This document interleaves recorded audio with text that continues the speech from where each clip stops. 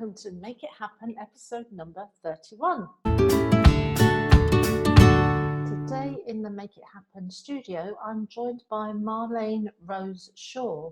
Marléne is a therapist as well as being a self-published author. Marléne helps people to gain confidence and learn how to be more assertive, especially in relationships with partners, friends and family.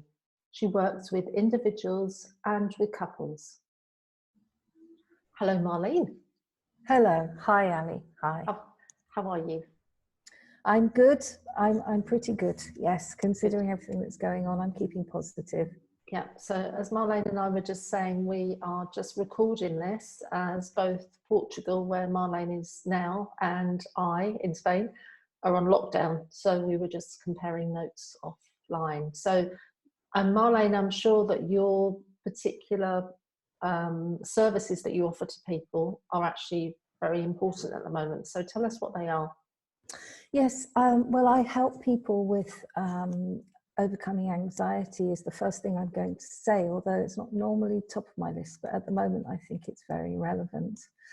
And my main focus is helping people with confidence and being more assertive, and particularly in relationships, with their spouse, with their friends and family, and just helping people to speak their truth, really, and to be able to feel more confident in themselves.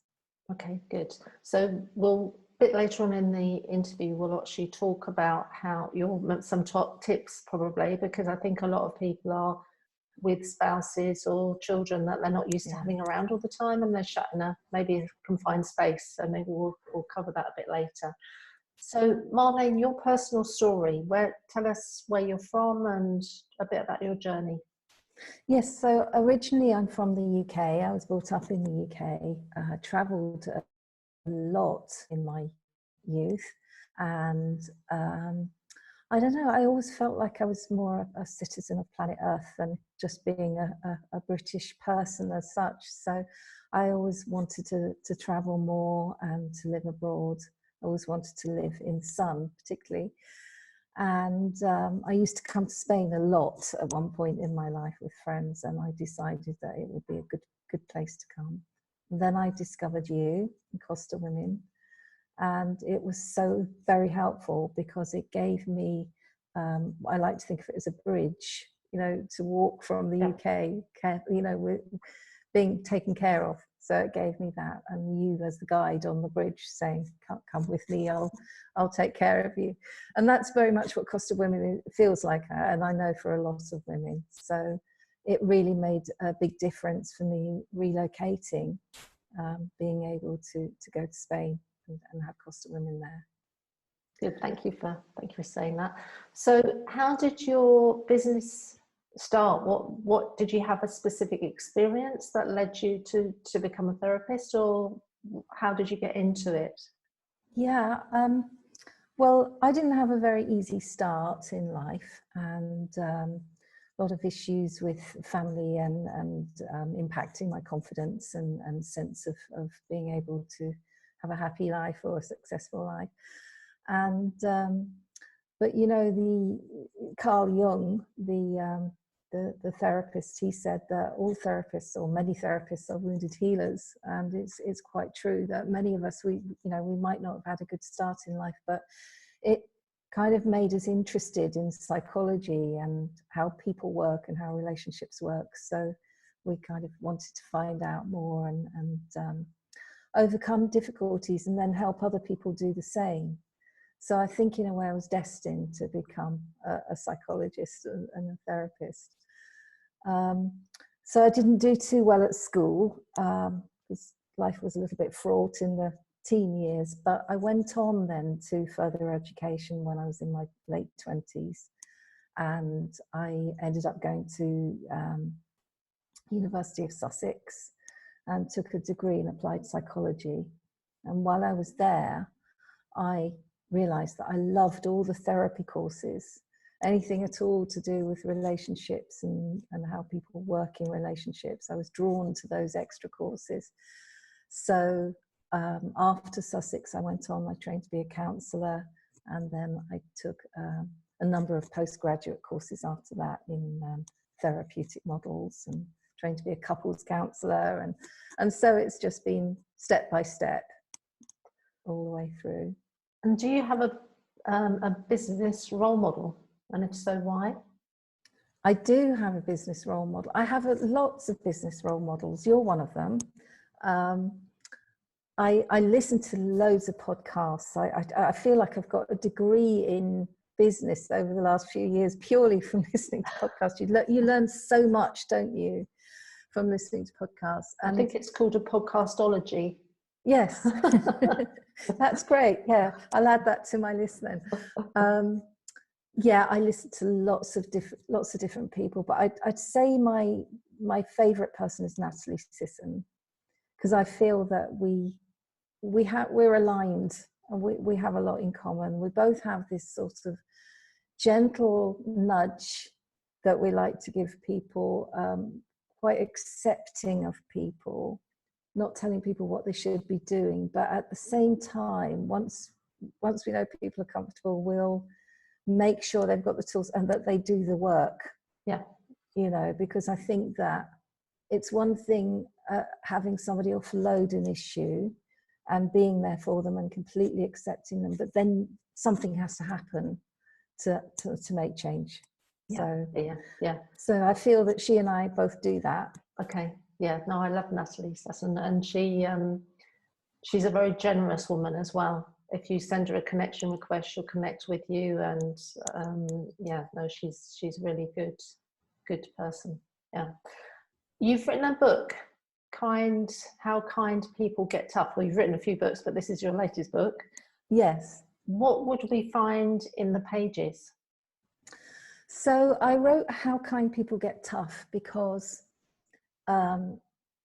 so many of my clients over the years have said, I really want to be more assertive, but I don't want to be unkind, and I don't want to come across as mean, and I don't want to cause conflict with people, and I want to set better boundaries, and I want to say no, but then I don't want to upset people, and so they never really move forward in their life. They go round and round in circles, having the same problems in their relationships because nothing ever changes. They just they don't want to rock the boat.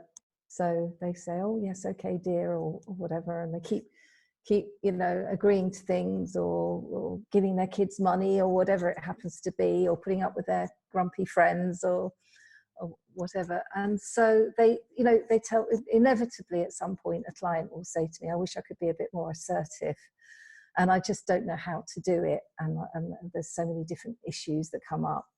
And actually, struggling to be assertive is a human condition, and a lot of people don't realize that. They think that some people are really assertive and some people aren't, and they kind of tell themselves off and say, I wish I'd said that when that happened. Why didn't I say this? And they don't realize that actually there are some fundamental reasons that human beings struggle to be assertive, and I've written about those in the book. So a lot of it is to do with our conditioning. We're sort of tribal creatures. Originally we lived in groups, and we don't want to risk being cast out of the tribe and having no shelter and no food and so forth. We don't want to risk conflict. So we're kind of programmed in a way to. And then as children we're conditioned to say yes and be good, because at a very deep level, those big people, as I call them, they're our caregivers. So we don't want to risk not being cared and not being loved for. So there's some very deep reasons that everybody struggles with being assertive. And then there's overwhelming emotions, and then confusion, lack of communication skills, lots and lots of reasons. I think a lot of people confuse assertiveness with aggressiveness. So they think if they become assertive, they'll become aggressive. Yes, yeah, that's very common. And one thing I talk about in the book is that once we understand what assertiveness really means, it's a really kind, nice thing to do. But people think of assertiveness as power and power struggles, and they think, well, somebody put me down, so now I've got to raise myself above them and put them down to make me feel better. And actually, true assertiveness isn't about power, it's about empowerment. It's about everybody having a good outcome and having a win-win situation for everybody. And so it's about, I talk about misguided kindness and conscious kindness.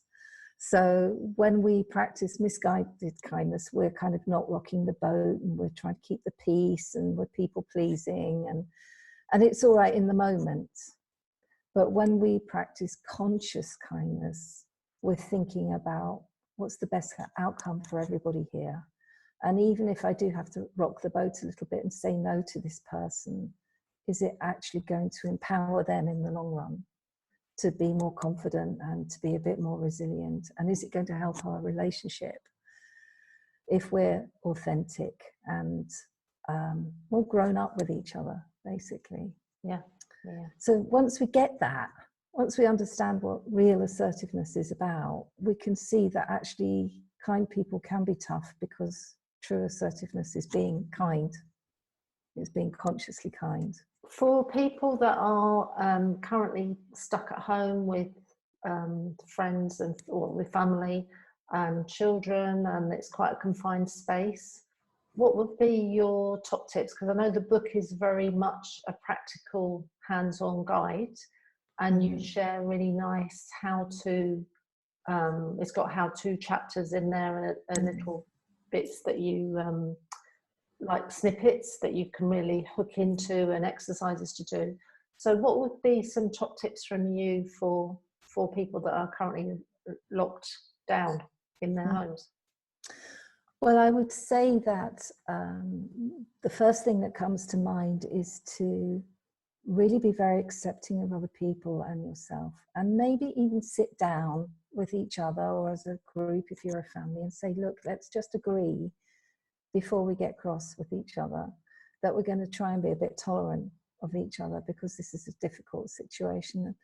You know, conscious kindness is all about intentional living. It's all about saying something before it happens and saying, let's set some boundaries around this, or let's make a little contract between us about how we want to be in this situation. And that applies very much at the moment, I think. Yeah. So if people can actually say, you know, I always say that it's about not waiting for somebody to let you down and then telling them that you didn't like that. It's about being very clear on what you want first. So, you know, the best thing I think that people can do is sit down and say, let's set some guidelines about how we're going to be. If you get a bit grumpy, I'll ignore you for the first 5 times, and then I'll say, hey, or something like that. You know, we can bring a lot of humor into this and a lot of love into this. I think the other thing is to speak kindly to your inner child. And that's something that I say across the board. You know, we all have a little girl, or for men, a little boy inside us. That it's that child that feels the fear and the anxiety and the worry. And so if you go around beating it up and saying, you shouldn't have done that, or you shouldn't have thought that, or, you know, aren't you rubbish, or look what you've done again. Well, no child is going to thrive in that sort of situation. So and we all do it. So when we catch ourselves doing it, it's not about pushing it away, because we can't push away a thought that pops in. But what we can do is we can notice it and then follow that up with, actually, you're doing okay. You know, you're fine. You're human. You made a mistake. Life's scary at the moment. It's all right that you feel scared and anxious and angry and confused and everything that you feel, because that's just how life is. And don't try to resist those feelings. Just talk about them with other people, and just in the same way you might talk to your children. If you had small children, talk to yourself like that. Yeah, I think that's great advice, because at the moment I think we are all beating ourselves up a bit, and you know, we should be doing certain things, but maybe we shouldn't be doing them at all, and should be giving ourselves some space. So yeah. We should be able to cope with this. Yeah. And actually, it's all fine. we're fine. We just Yeah. need to connect and support each other and remind each other of that.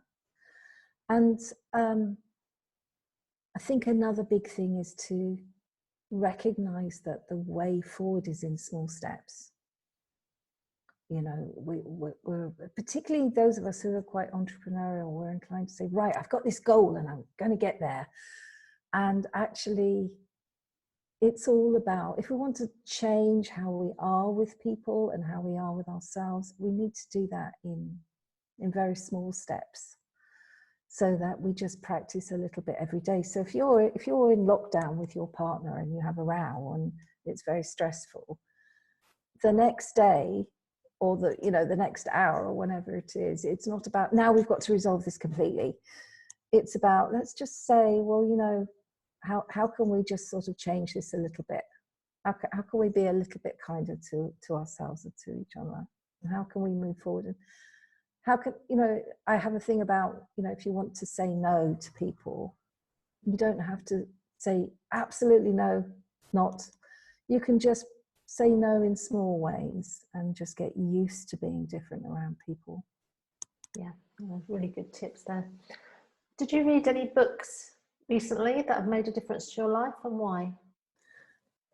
Last year, because I've just moved recently, I haven't been doing much reading, but last year I revisited my lovely Wayne Dyer, our lovely Wayne Dyer, and I revisited Wishes Fulfilled, particularly because I find sometimes it's easy to go off on I have to create this thing out of nowhere. And actually what we have to do is remember it's already there, and we just have to align with it. And particularly when I was writing How Kind People, I actually I took some advice that Wayne used to say to writers, and I created a mock cover and wrapped it around one of my books and put it on the shelf in front of me. Okay. So it was there, manifest already. Yeah. That's a nice tip for people that are thinking about writing a book, or they've just started to write a book. That's a really nice tip. Yeah, and it's always great to go back and revisit his books, because he very much reminds you that these things are there already. We just have to align with them. Yeah. And actually, now that we're talking about that, I guess that would be really useful for what's going on at the moment. We need to also, in this lockdown situation with each other, is maybe be a bit more positive and think about the future and talk about the things that we're going to do in the future, so they manifest for us, because we get what we think about. Yeah. So if we're all sitting here around saying it's doom and gloom, we'll feel doom and gloom. If we talk about, well, when this is all over, and perhaps we might not have as much money as we would like, but we'll save up and then we'll go on holiday or whatever it is. Yeah. So, yeah, no. Good. Superpower. What is it, woman? I don't know. I don't know if I've got any superpowers. I think my biggest superpower in recent years has been learning to take my Superwoman cape off. Because I used to be, my first book is called Out of Fear into Love. Life Doesn't Have to Be a Struggle. Because I used to be a real struggler. Like, I was addicted to struggle. I was addicted to life being hard, and I had to prove myself. So I guess my superpower is that. And I guess maybe it's what I was saying earlier as well. I think I'm told by people that I'm very good at putting people at their ease and making them feel totally accepted, but at the same time, making sure they do what they need to do to make changes in their life. Yeah, I think those are definitely superpowers. And you've learned from one, and now you're showing another one, so that's amazing. Something that you'll achieve in 2020, because we're looking to the future now, so we are looking positive. Something I've been thinking about for a while is getting together some type of online program or membership type program around the concepts in the book. So it's all about, as I said, understanding what assertiveness really means, but then putting it into practice. So taking those how-to chapters I've got, like how to say no, how to say I'm angry in healthy ways, how to stop people pleasing, which is a big one. And actually having some sort of program online where people can come together, because the book has a companion online course with lots of worksheets that people can use, that they can put it into practice in their own life. And it's got an intentional life plan where people can plan out how they want to be in their relationships. And that's really great.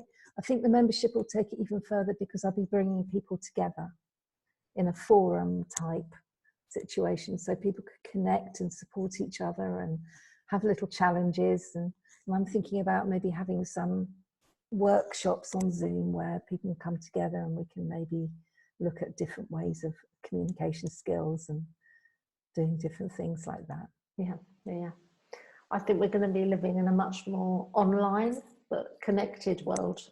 So even though it's all online, it's going to be much more connected than it has before. Yeah. What would be your advice to the younger Marlene? Oh gosh, darling, you're so lovely. Don't worry about anything. I actually do matrix reimprinting therapy, which is where we do go and visit our younger selves, or I help my client go and visit their younger self. So I'm quite used to that sort of way of thinking. I'd say to her, you've got nothing to worry about. You're awesome, and don't take any notice of anything that people put you down. It's not about you, it's about them, and they're just their fears. So don't take on board other people's fears, and just take things step by step. And just you're doing just great. You're fine. Yeah, that's what I tell her. That's another great tip for people at the moment, not to take on other people's fears, because I think with the media, they really are ramping people's fears up. So that's good advice as well for the moment. I've decided to put some tips up online every day in some format to help people with this situation. So one of those is boundary the time that you spend on media. So if you need to keep informed, of course, but set a boundary around that, say an hour a day or whatever it is, and don't go beyond that, so that people aren't getting this constant negativity into the subconscious. So how can people find your tips and also find out more about the book? The best way is to go to howkindpeople.com. So it's just howkindpeople.com. And I've actually got a little giveaway on there. I've got a short mini course on getting better at saying no. I've got some really good tips on saying no. So when you get to that website, howkindpeople.com, you'll see that there. So it's just a little email course with a few tips each day, and then a couple of bonuses in there as well. And if people buy the book, there's a whole load of online stuff as well that comes with that. So they can take everything that's in the book and then fill out templates and worksheets of how they're going to apply that to their own particular relationships. So they're all set up then. So next time something comes up in life, they're all rehearsed and ready, and they know what they want to say. So you've given them a toolkit. Yeah. Your book's available on Amazon, is it?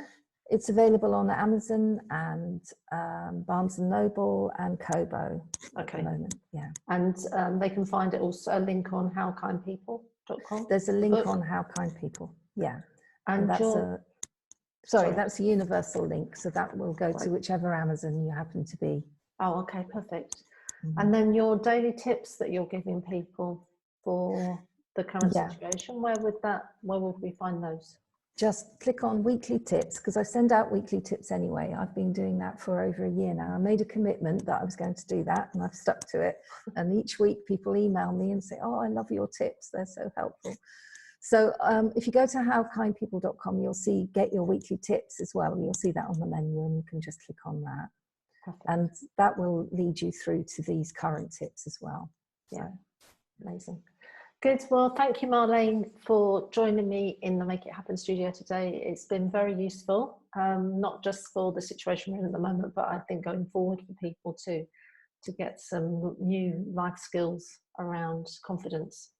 So I hope to see you again in person very soon. Yes.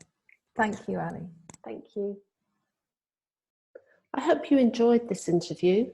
If you're a woman who's living in Spain or a woman who's thinking about moving to Spain, Come and join us at costawomen.com. It's completely free to join. Please also come and follow us on YouTube or listen to our recordings via Spotify. Just look for Costa Women Make It Happen.